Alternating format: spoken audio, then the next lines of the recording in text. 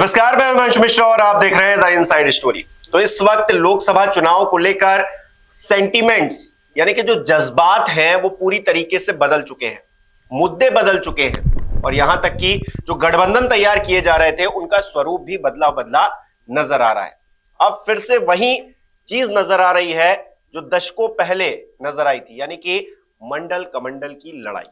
और इसमें इस बार प्रधानमंत्री नरेंद्र मोदी के सामने फिर से राहुल गांधी ही खड़े नजर आ रहे हैं, बाकी कोई नजर नहीं आ रहा है। क्या स्थिति बनती हुई दिख रही है, आज डिस्कस करेंगे। Doctor Sanjeev Trivedi ji vice principal हमारे साथ। संजीव जी, मंडल कमंडल 2.0 क्या ये स्वरूप बन रहा है, क्या ये भूमिका बन रही है?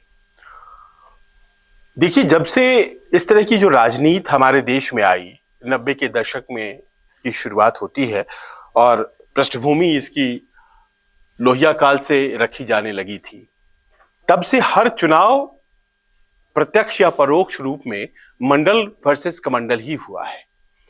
बस ये है कि उसमें जो पात्र हैं वो अपनी अपनी जगह बदलते रहे हैं। जाहिर है कमंडल में फिलहाल एक ही पात्र है और वो है भारतीय जनता पार्टी, जिसने अपने कमंडल में मंडल को डालने की पुरजोर कोशिश खासतौर पर हाल के 5 वर्षों में की है। लेकिन फिर भी मंडल की अपनी एक अलग राजनीतिक पहचान है। मंडल वोट्स जिसको हम लोग कहते हैं, पिछड़ा वर्ग की जो पॉलिटिक्स है। और इस बार जहां तक पात्रों का सवाल है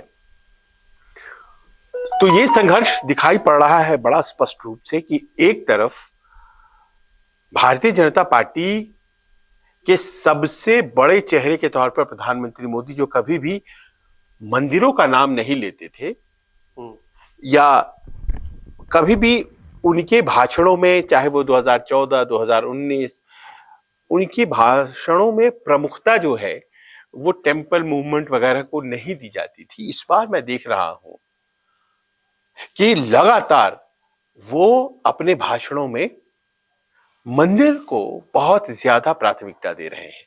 जो एक कमंडल वाली जो पॉलिटिक्स 90 के दशक में भारतीय जनता पार्टी में शुरू हुई थी, उससे इतर विकास वाला एक चेहरा लेकर के सामने आए थे और हिंदुत्व और राष्ट्रवाद को बड़े मुखर तरीके से सियासी तौर पर इस्तेमाल करते हुए भारतीय जनता पार्टी के सबसे प्रमुख चेहरा बन गए मुख्यमंत्री से प्रधानमंत्री नरेंद्र मोदी।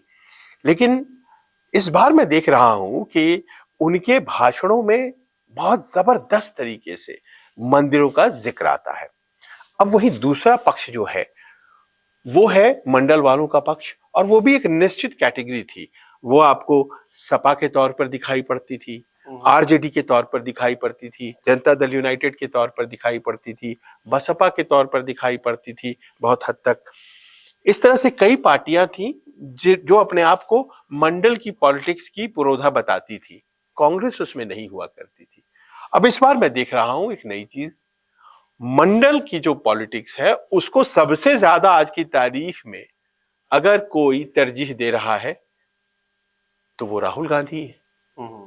अपने हर भाषण में, अपने हर स्पीच में, हर राज्य में उनके पास एक ही थीम है अपने इस भारत जोड़ो न्याय यात्रा के दौरान कि 73% को उसका हक और उसकी भागीदारी नहीं मिल रही है और जो बचे हुए लोग हैं वो ज्यादा फायदा उठा रहे हैं। कॉरपोरेट के हाथों में जा रहा है सारा पैसा और संसाधन, और जो 73% है वो बेचारा है और वो उसकी भागीदारी सुनिश्चित करने के लिए कांग्रेस खड़ी है। ये डोमिनेंट थीम हुआ करता था मंडल की पार्टियों का, जो इस बार कांग्रेस का हो गया है। लेकिन ये थीम जो है वो क्षेत्रीय दलों का हुआ करता था, जैसा कि आपने बताया कि वो अलग अलग क्षेत्रों से निकलकर जो पिछड़ा वर्ग है उसके हक की लड़ाई लड़कर बहुत सारे नेता ऐसे बड़े बन गए। लालू प्रसाद यादव हो, मुलायम सिंह यादव उत्तर प्रदेश में, तमाम नेता ऐसे बने। तो क्या उनके जो अगली पीढ़ी है उसे डर लग रहा है कि राहुल गांधी अगर उनकी बात कर रहे हैं, जो थीम वो ले रहे थे, अगर राहुल गांधी उस थीम पर चल रहे हैं तो हम किस थीम पर चलेंगे? और क्या इसी ने एक भूमिका तय की है कि इंडिया गठबंधन में जो बिखराव नजर आ रहा है उसके लिए? अगर आप विभिन्न विभिन्न प्रदेशों के हिसाब से बात करेंगे तो इन चीजों को समझना ज्यादा आसान होगा, लेकिन उसके पहले एक पृष्ठभूमि समझ लीजिए कि मंडल कमीशन को बनाने वाले गैर कांग्रेसी सरकार, जब मोरारजी की सरकार आई थी, पहली दफा केंद्र में नॉन कांग्रेस गवर्नमेंट आई तो उसने बनाया, गृह मंत्री उस दौर में चौधरी चरण सिंह थे, प्रधानमंत्री मोरारजी थे, उन्होंने बनाया, 1979 की बात है। उसके बाद से इंदिरा जी की सरकार बनी और उस दौरान इस पर कोई काम नहीं हुआ मंडल कमीशन के रिपोर्ट के ऊपर। उसके बाद राजीव जी की सरकार बनी, उनके दौरान भी कोई काम नहीं हुआ। फिर 89 में फिर से non Congress government VP Singh की बनी और वीपी सिंह ने अपने चुनावी प्रॉमिस में यह बात कही थी कि हम मंडल कमीशन लागू कर देंगे और वो मंडल कमीशन को उन्होंने लागू किया। उस चक्कर में कहते हैं कि उनकी सरकार भी गई, भारतीय जनता पार्टी ने समर्थन वापस ले लिया और तमाम हिस्ट्री में बातें हैं। ये सोचा गया उस वक्त कि वीपी सिंह जिन्होंने इतना बड़ा कदम उठाया है, जाहिर है कि वो जो ओबीसी वर्ग कब से अपने हक के लिए संघर्ष हो रहा था, आजादी के तुरंत बाद ही गठित हो गई थी काका कालेलकर कमेटी और उसके बाद उस वक्त भी कुछ नहीं हो पाया था, बाद में भी कुछ नहीं हो पाया था और वीपी सिंह ने वो काम कर दिया आजादी के इतने सालों बाद। तो जाहिर है कि जो ओबीसी वर्ग का नेता होगा उसका नाम वीपी सिंह होगा, पर ऐसा हुआ ही नहीं।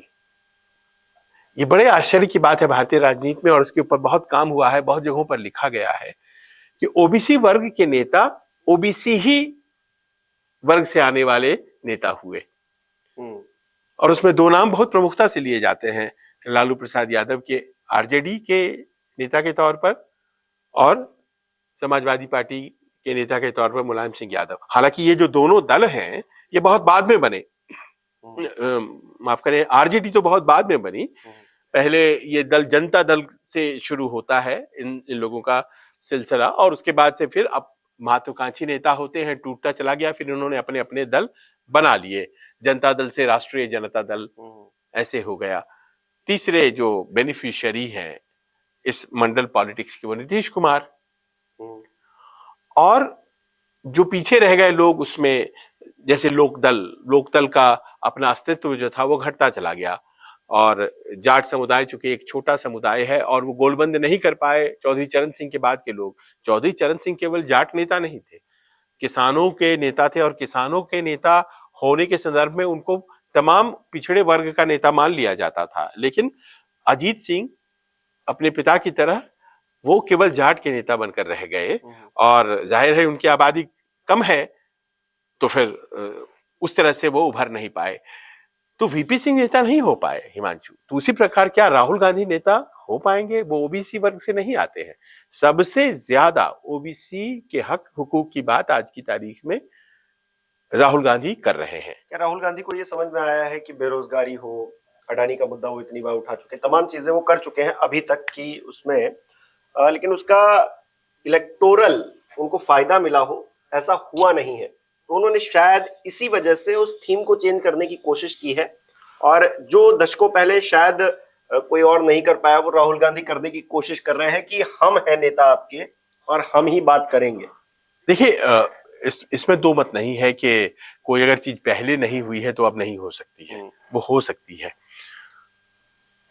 पर ये जरूर उनके सामने एक प्रश्न था कि दो मौके ऐसे आए हैं पूर्व में जब नरेंद्र मोदी से उनकी सीधी टक्कर हुई और दोनों मौकों पर नरेंद्र मोदी जीते, वो परास्त हुए।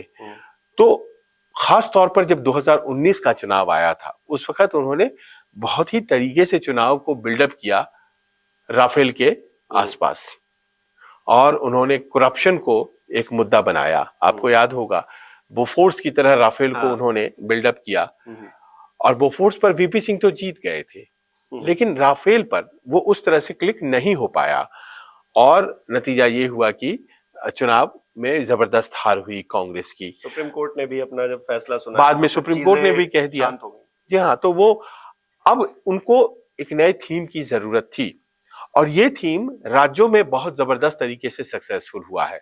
जहां तक सवाल ओबीसी गोलबंदी का रहा है, तो बड़े सक्सेसफुल तरीके से लालू यादव ने उस गोलबंदी का लाभ उठाया, उसका एक माई गठबंधन बनाया मुस्लिम्स के साथ और बाबरी ध्वंस के आलोक में जब राजनीति 90 की दशक की होती है तो उसमें कांग्रेस से मोहभंग होता है मुस्लिम समुदाय का और वो जुड़ जाते हैं लालू यादव से और मुलायम सिंह यादव से, क्योंकि मुलायम सिंह यादव 90 में मस्जिद के बचाव के लिए खड़े थे, तो वो बात लोग नहीं भूलते हैं और लालू यादव की वो बात नहीं भूलते हैं कि इन्होंने आडवाणी जी की रथ यात्रा को रोक दिया था। तो उस वक्त मुसलमानों का एक बड़ा वर्ग कांग्रेस को छोड़ करके वो इनके साथ हो गया। तो ये जो ओबीसी गोलबंदी के साथ मुस्लिमों का जुड़ना, तो इन्हें एक पावरफुल फोर्स बना गया और ये दोनों राज्यों में सत्ता में आ गए। आज की तारीख में कांग्रेस यही सोच रही है कि उसके पास कोई डोमिनेंट थीम जो है वो बच नहीं रहा है, क्योंकि अगर आप जातियों के साथ जुड़े हुए नहीं हैं भारतीय राजनीति में, फिर आपकी पहचान नहीं रहती है। 4-4, 5-5% वाले जातियों के समूह वाले लोग बहुत मजबूत आज की तारीख में माने जाते हैं। तो ऐसे में कांग्रेस के पास कहने के लिए कोई जाति नहीं है। हाँ, सवर्ण का वोट उसे मिलता था, लेकिन सवर्ण इन ब्लॉक वोट ट्रांसफर बीजेपी को हो चुका है। भारत के हर भूभाग की ये कहानी है।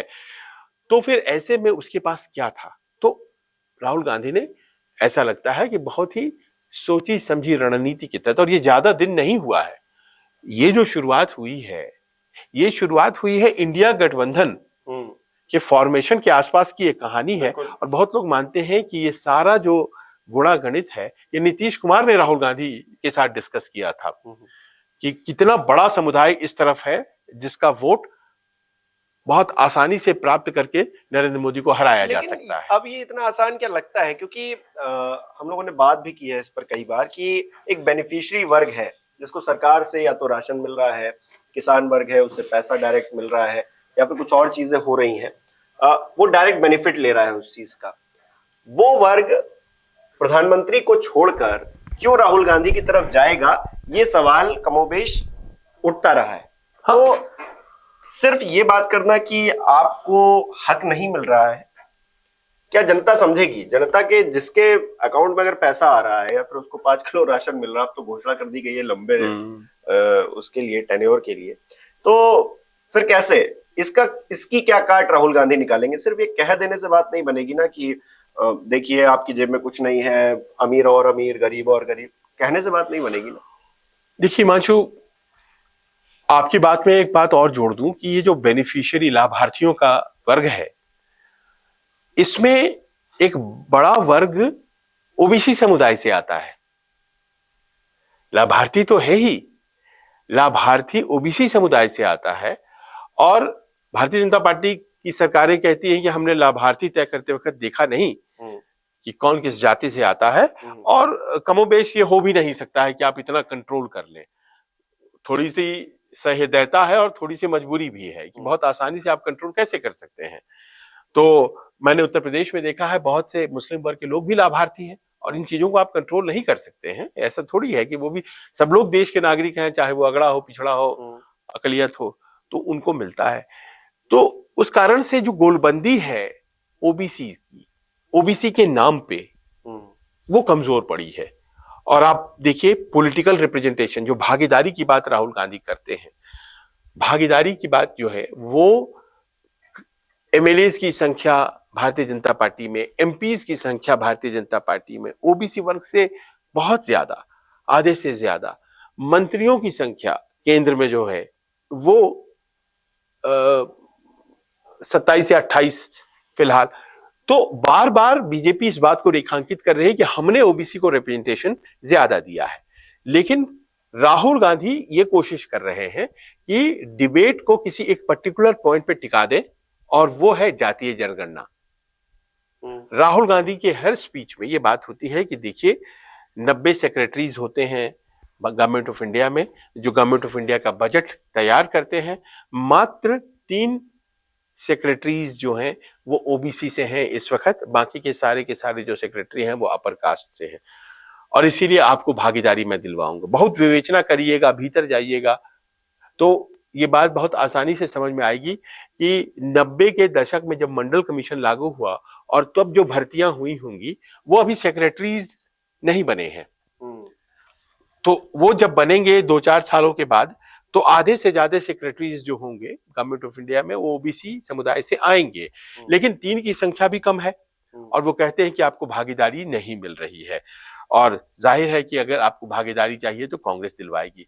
लेकिन यहाँ ये जो बात है ये पॉलिटिकल बात है, लोगों को अपील कर सकती है। कास्ट सेंसस मैं कराऊंगा, भारतीय जनता पार्टी पीछे हटती है कास्ट सेंसस के नाम पर, आपने देखा होगा, और ये बात ओबीसी समुदाय को अच्छी तरह से पता लग गई है। राहुल गांधी अगर ये मान रहे हैं कि सेक्रेटरीज अगर जो होंगे, जो उच्च पदों पर लोग बैठे हैं वो समुदाय से होंगे तो ज्यादा बेहतर कर पाएंगे अपने समुदाय के लिए। हाँ, तो जनता भी तो ये मान रही है कि हमारे समुदाय का कोई नेता होगा, वो जाकर अगर राहुल गांधी की जगह खड़ा होगा तो हम उसे वोट देने में ज्यादा दिलचस्पी दिखाएंगे, बजाय इसके कि राहुल गांधी हमसे कह रहे हैं। अभी तक तो यही होता आया है और ये प्रयोग है इस बार राहुल गांधी के लिए कि क्या राहुल गांधी की बातों को ओबीसी वर्ग सुनता है और उनकी तरफ आता है।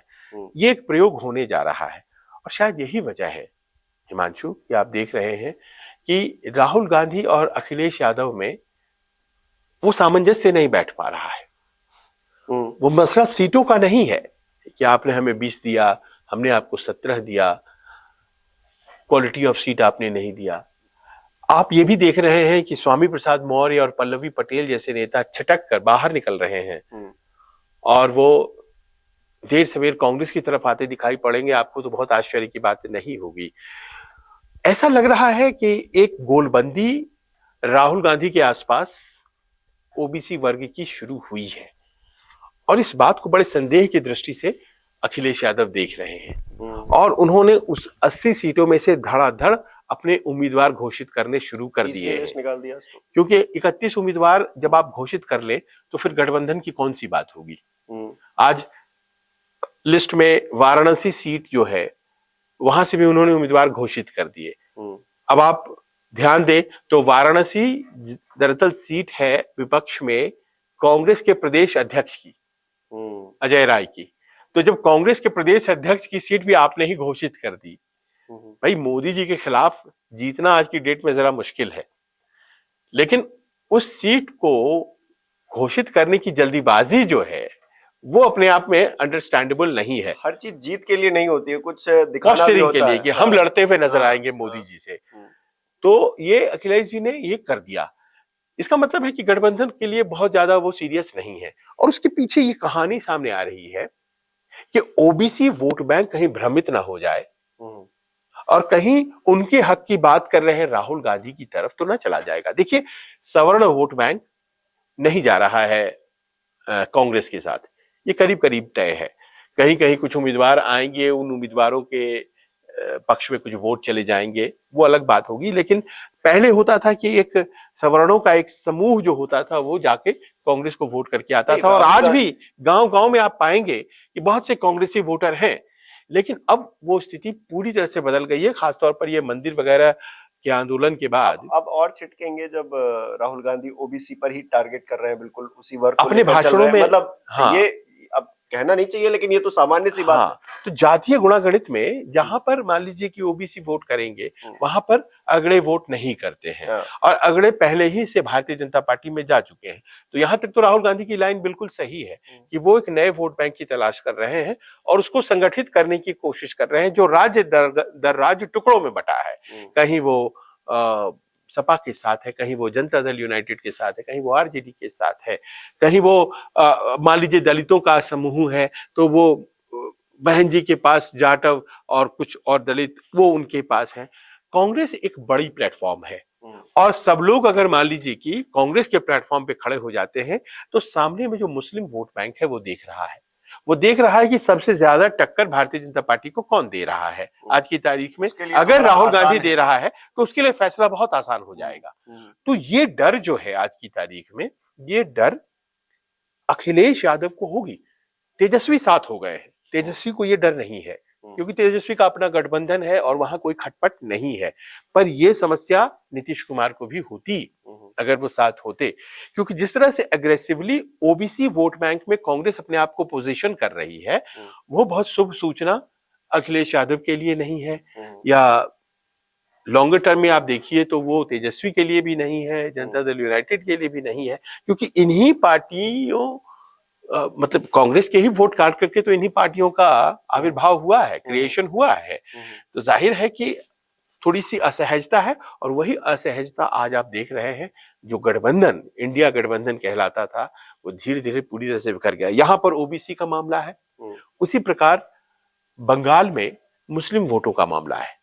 वहां पर आप जानते हैं देश में सबसे ज्यादा मुस्लिम वोट बैंक, करीब 30% से ऊपर वोट बैंक है वेस्ट बंगाल में।